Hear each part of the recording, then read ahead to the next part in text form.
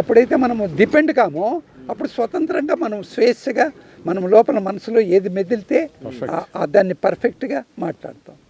దాంట్లో విప్లవం ఉంటుంది. అంతేగాని నంగిగా నక్కి భయంగా బీతుగా ఎందుకు బతుకుతారో బతుకు తెలియదు. వాడు పిరికివాడు ప్రతి క్షణము చచ్చిపోతూ ఉంటాడు.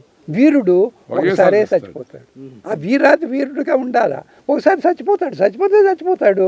వీళ్ళేమో ప్రతి క్షణమో చచ్చుతా బతుకు. ఏం బతుకు సార్ అది?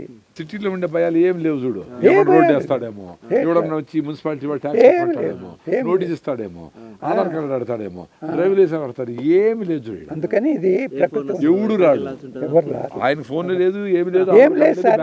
ఎందుకంటే నాకు నమ్మకం ఏంటంటే నీ మనసులో ఒకటి బలంగా అనుకుంటే అది ప్రపంచానికి చేరకుండా ఎట్లా నిలబెడతావు? నీ చేత అవుతుందా? లోపల అనుకో, గట్టిగా అనుకో, ఎక్కడో తెలుస్తుంది. దాన్ని రిసీవ్ చేసుకునే రిసెప్షనిస్ట్ ఎక్కడో ఉంటారు.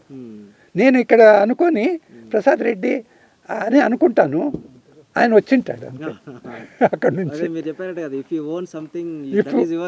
కృష్ణమూర్తి అంటాడు, if you are nothing you are everything అంటాడు. నువ్వు ఏమీ కాకపోతే అంతా నువ్వే. దాన్ని ప్రసాద్ రెడ్డి ఎట్లా ట్రాన్స్లేట్ చేస్తాడంటే, ఇది నాది కాదప్పా, ఇది నాది కాదు, ఇది అందరిది. అప్పుడు మీరందరూ బాధ్యత తీసుకుంటారు. ఇది అందరిది, నేనే ఇది నాది అనుకుంటే నేనే పని. లక్ష్మణ్ ఏం చేశాడు? అందరికీ అప్పచెప్పాడు. ఆయన ఇన్వాల్వ్ అయినాడు. ఇప్పుడు అందరూ వస్తున్నారు, అందరూ ఇన్వాల్వ్ అయినారు. ఆయన ఏమంటాడంటే, గవర్నమెంట్ ఏదో నేను కుర్బోన్నని గొర్రెలు మేపుకుంటానని బీసీ అని 10 ఎకరాలు ఇచ్చింది. రుక్మిణమ్మది ఇక్కడే 2 ఎకరాలు ఆయనకి. సరే, ఇప్పుడు అందరినీ కలుపుకుంటే అందరిది, ఇది నాది కాదు అందరిది అని ఒప్పచెప్పేసినాడు. అందుకని చాలామందికి ఇక్కడ పల్లెల్లో అనుకున్నారంట, ఈ లక్ష్మణ్ ఇవన్నీ కడుతున్నాడు కింద బిల్డింగు, ఇక్కడ అంతా బ్యాంకు లోన్లు ఏదో ప్రసాద్ రెడ్డి గారు అరేంజ్ చేశారు కాబట్టి కడుతున్నాడు, లేకపోతే కట్టేకి లేదు. పల్లెల్లో ఏమనుకుంటారు, ఈ లక్ష్మణ్ ఇవన్నీ కడుతున్నాడంటే నిధులు దొరికినాయి, లంకెబిందెలు దొరికినాయి అని. నేను దాన్ని నోట్ చేసినాయి. నిజంగా లక్ష్మణ్కి లంకెబిందెలు దొరికినాయి. ఆయన దొరికిన లంకెబిందెలు ఏమిటంటే ఈ అవగాహన, ఈ మొత్తము ఫారెస్ట్ పెంచుదాము, ఇక్కడ ధ్యానం చేద్దాము, ఈ అవగాహనే లంకెబిందె ఆయనకి నిధి. అదే అందరూ పట్టుకునే బంగారు ఇది కాకుండా మనసులో ఈ ప్రిన్సిపల్స్ పట్టుకోవడమే నిధి. ఆ నిధి ఈయనకు దొరికింది కాబట్టి ఈయన అందరికంటే సంపత్తుగా అనిపిస్తున్నాడు. వాళ్ళ పల్లెలో బ్రాహ్మణ ఒడ్డు పల్లె వాళ్ళది కిందనే, ఆ పల్లెలో అందరికీ వీళ్ళకేదో నిధి దొరికింది. నిజంగా నిధి, అవగాహనే నిధి. మా ఇట్ల వాళ్ళకి నాకు బ్యాంక్ అకౌంట్ లేదు, ఎక్కడ సెక్యూరిటీ లేదు, ఒక పైసా పైన ఉంది అనే జోబులో వేసుకొని పోను.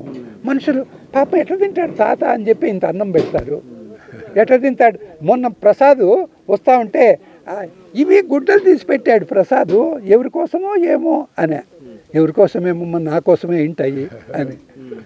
కొత్తవేమో అని నేను అంటా లేవు పాతవే. నేను ఎప్పుడు పాతవే, కొత్తవి ఎవరన్నా ఇస్తే నా ఫ్రెండ్స్ కప్పేస్తా, పంచలు ఉంటే పంచలు కప్పేస్తా, దుస్తులు ఉంటే వాళ్ళకి తొడిగేస్తా, శాలువులు కప్పితే శాలువులు కప్పేస్తా. నేను పాతవి ఎవరన్నా ఇడిసేసి ఉంటే అవి తీసుకొని వేసుకుంటా ఉంటాను. ఏం వేసుకున్నా పోతుంది. కావాల్సిందల్లా మనము ఆ సింప్లిసిటీలో గొప్ప విప్లవం ఉంటుంది. ఎందుకంటే సింప్లిసిటీ ఉండేవాళ్ళు డిపెండ్ కారు. ఎప్పుడైతే నువ్వు డిపెండ్ కాకుండా ఇండిపెండెంట్ అవుతావో అప్పుడు నువ్వు మాట్లాడే మాటకే వర్చస్సు వస్తుంది. నిర్భయంగా మాట్లాడు, ఏమనుకుంటే అది మాట్లాడు. వాడు పెట్టింది తింటే వాడి మోచేతి కింద నీళ్లు తాగితే నువ్వు వాడు చెప్పినట్టే మాట్లాడాలా. ఈ టీచర్లంతా నంగి ఎందుకు మాట్లాడతారంటే జీతాలు తీసుకుంటారు. వీళ్ళకి విప్లవం ఎక్కడొస్తుంది? రెవల్యూషనరీది ఎక్కడో ఉంటుంది. దాన్ని పట్టుకునే వాళ్ళు అరుదుగా ఉంటారు. వాళ్ళతోనే విప్లవం. కృష్ణమూర్తి అంటాడు, సమూహాలతో విప్లవం రాదు.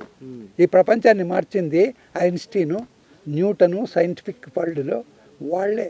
అందుకని ఒక 5 మంది ఉంటారు విప్లవకారులు. వాళ్ళే they are the danger at the face of the world. They are the revolutionaries. They are the people who are the cause for the transformation of the consciousness అంటాడు. ఆయన నమ్మకం ఏమంటే 5 మంది ఇంత సీరియస్గా జీవిస్తే ప్రపంచంలో హ్యూమన్ కాన్షియస్నెస్లో విప్లవం వస్తుంది, ప్రపంచంలో మార్పు వస్తుంది.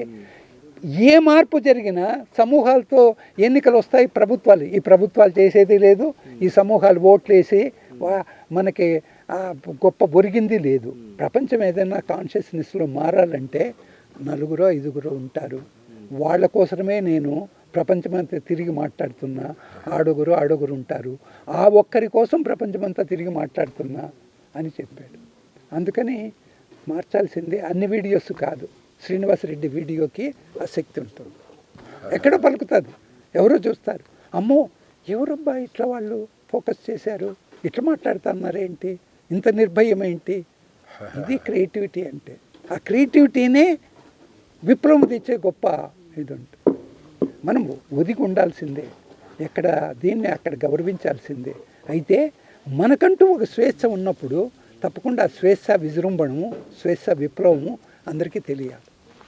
నేను ప్రకృతి వనంలో ఉంటాననుకో, సార్ మాట్లాడుతూ ఉంటే సార్ని వింటూ ఉంటా, ఎప్పుడు వింటూ ఉంటా. ఇక్కడ వచ్చాననుకో తప్పకుండా నేను మాట్లాడాలా, తప్పకుండా ప్రాణశక్తిని గురించి చెప్పాలా. అదన్నమాట. అక్కడ సారు కొన్నిసార్లు శివరాం గారు ఉన్నారు, ఆయన దగ్గర కూర్చోండి అని కొన్నిసార్లు పంపిస్తూ ఉంటారు. అయితే నేను అనుకునేది ఈ మొత్తం వైబ్రేషన్ అంతా ప్రసాద్ సార్ వైబ్రేషన్. ఆయన మాట, ఆయన అవగాహన ఇక్కడ చదవమండి.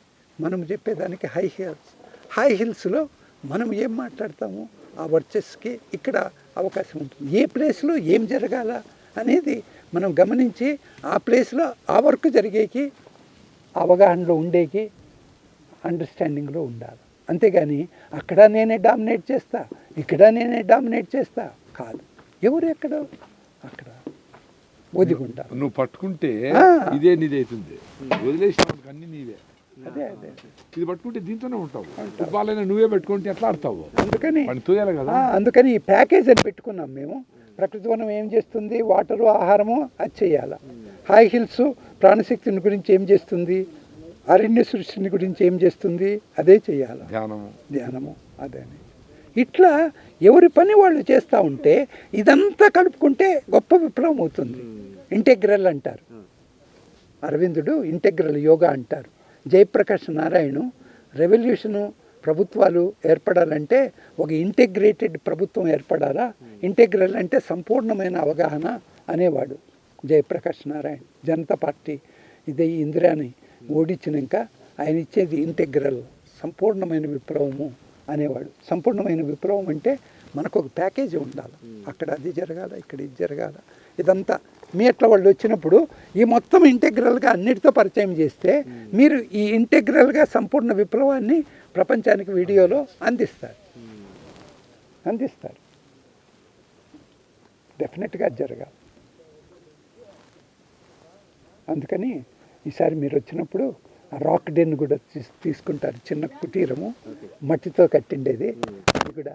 ఎందుకంటే చాలామంది నివాసాలంటే ఈ సిమెంటు కంకర అనుకుంటారు. ఏం లేదు, ఎర్రమట్టి అనేది ఎంత అద్భుతమో మనం చూపించాలి. పెంకులు ఉపయోగించినాము.